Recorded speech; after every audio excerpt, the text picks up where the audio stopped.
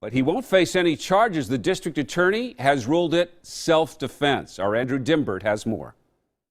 There's a pretty significant pool of blood on the floor. Chuck Peck was inside his quiet Keizer home when his 16-year-old neighbor knocked on the door, covered in blood, asking for help. He asked me right away, "Hey, I need you to call an ambulance. I stabbed Jeff. I don't know what to do." The teen had just stabbed and killed Jeffrey Holly in an act of self-defense.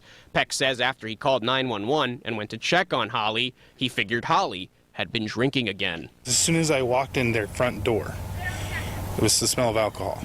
We dug deeper and found that Holly had a long rap sheet, dozens of drug and alcohol-related offenses, an assault charge that was later dropped, but most troubling, an emergency restraining order.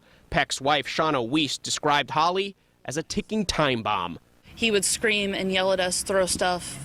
He's just crazy. She tells us she called police and Child Protective Services many times, but once Holly found out, he left a threatening letter on Weiss's doorstep. I was shaking. I was 4 months pregnant, and I was a complete mess. I could not come outside.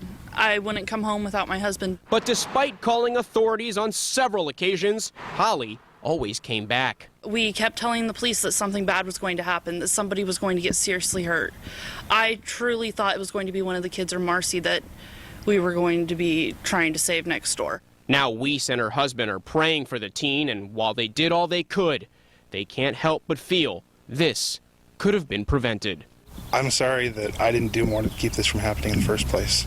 Weiss and Peck are notably angry, saying they feel that police and Child Protective Services just didn't do enough. They tell me they called the cops several times after hearing screaming next door, and every time Holly was taken away, he always came back. In the newsroom tonight, Andrew Dimbert, KOIN 6 News.